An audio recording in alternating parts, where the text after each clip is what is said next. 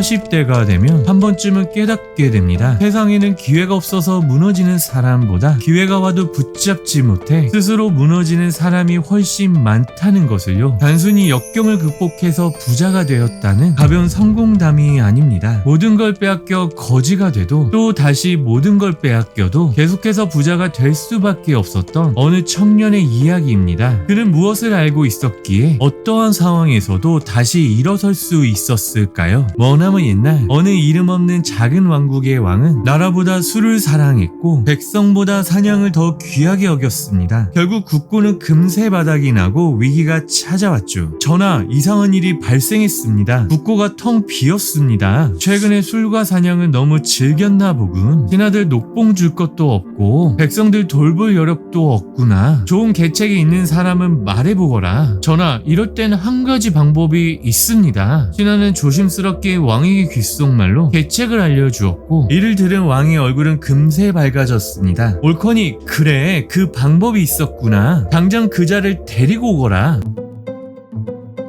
병사는 갓 20살이 된 청년을 데려왔습니다. 총명하면서도 부유해 보이는 어디 하나 부족한 구석이 없는 청년이었죠. 내가 탁월한 사업가라고 들었다. 성인이 된 지 1년도 안 돼 많은 재물을 모았다지. 지금 국고가 텅 비어 있으니 나라를 위해 재물을 좀 나눠줄 수 있겠느냐? 물론이옵니다, 폐하. 청년은 망설임 없이 금 한 상자를 내놓았습니다. 하지만 왕의 눈빛은 고마움이 아니라 의심으로 번뜩였습니다.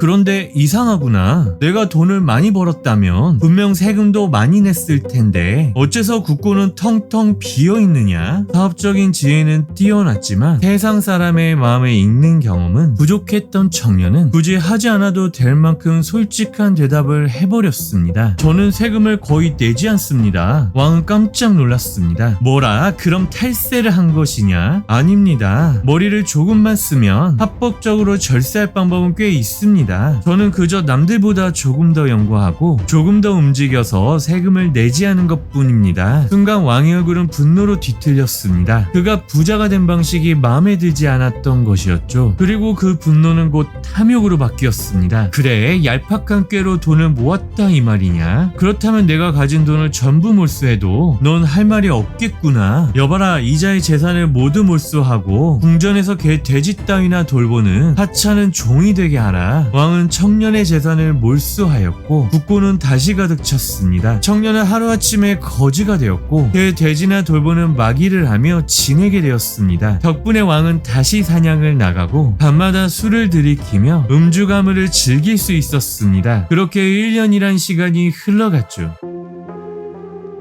전하, 또 이상한 일이 일어났습니다. 국고가 다시 텅텅 비었습니다. 작년에 빼앗은 재물이 너무 많다 보니 너무 흥청망청 놀았나 보구나. 하지만 어찌하겠는가? 왕에게도 휴식은 필요하지 않겠느냐? 왕은 하늘이 내려준 자요. 그런 왕이 미천한 백성들을 돌보며 나란 일을 하려면 휴식도 필요하고 재물도 필요한 것을 여봐라, 계책이 있는 사람은 말해보도록 하거라. 작년에 계책을 말했던 신하가 다시 말을 꺼냈습니다. 전하, 역시 그 방법밖에 없습니다. 신하는 다시 왕에게 귓속말로 무언가를 이야기했습니다. 왕은 어두운 표정을 하며 말했죠. 글쎄, 과연 그게 될까? 왕은 작년의 재산을 몰수하고 개돼지를 키우는 종이 된 청년을 다시 불렀습니다. 신하가 내 놈을 부르라고 해서 다시 불렀지만 내가 날 도와줄 수 있을지는 나도 참 의심스럽다. 그런데 청년은 놀랍게도 여전히 부자로 보였습니다. 게다가 개 돼지를 돌보는데도 불구하고 비싸고 향긋한 냄새만이 그의 주변을 맴돌았죠. 하명하시옵소서. 그래, 국고가 텅텅 비었다. 나라를 위해 쓸 재물이 남아있느냐? 청년은 조용히 금 한 상자를 왕에게 바쳤습니다. 아니, 개 돼지나 돌보는 종놈 따위가 어찌 이런 큰 돈이 생겼단 말이냐? 이번엔 청년이 말을 아끼자 왕은 분노하며 말했습니다. 어서 썩 말하지 못할까? 이 돈은 국고에서 나온 것 것입니다. 전하의 신하들은 거의 대부분 백성들의 고열을 짜내고 국고를 빼돌리는 부패한 탐관오리들이었습니다. 저는 개돼지를 돌보는 동안에도 그들의 움직임을 하나하나 기록했습니다. 그리고 그들을 찾아가 말했습니다. 나에게도 재물을 조금 나눠주지 않으면 이 모든 사실을 왕과 백성들에게 알려 내 가문이 무사하지 못할 것이다. 그가 탐관오리들의 부정한 방법으로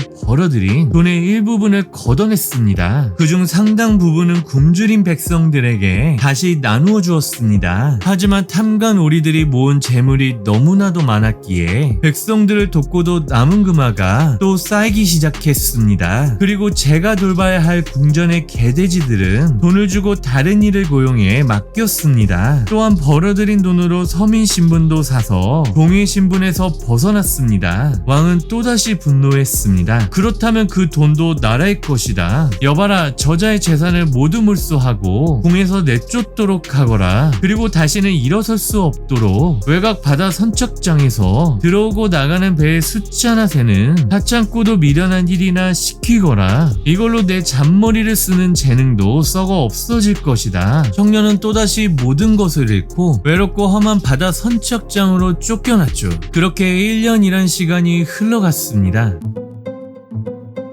전하, 또다시 국고가 텅텅 비는 이상한 일이 발생했습니다. 하지만 왕은 위기감조차 느끼지 못하고 있었습니다. 어차피 신하가 좋은 계책을 내고 누군가가 다시 국고를 채워줄 것이라고 생각하고 있었기 때문이죠. 이번에도 계책을 내놓도록 하여라. 이번엔 누구를 부르면 되겠느냐? 전하, 이번에도 그 청년을 부르셔야 합니다. 선착장에서 배나 세고 있는 자가 이젠 무슨 쓸모가 있겠느냐? 왕은 못마땅해 했지만 딱히 다른 계책도 없었고 무엇보다 또 놀고 싶었습니다. 그래서 청년을 다시 불렀죠. 그런데 이번에 나타난 청년은 지난번보다 더 부유한 모습이었습니다. 선착장에서 배만 세던 놈이 무슨 돈이 있겠느냐? 있다면 나라를 위해 바치거라. 청년은 말없이 그만 한 상자를 내놓았습니다. 왕은 믿기지 않은 눈으로 그를 바라봤고 청년은 한층 더 자신감 있고 침착한 목소리로 왕에게 말했습니다. 전하 덕분에 저는 더 큰 부를 얻었습니다.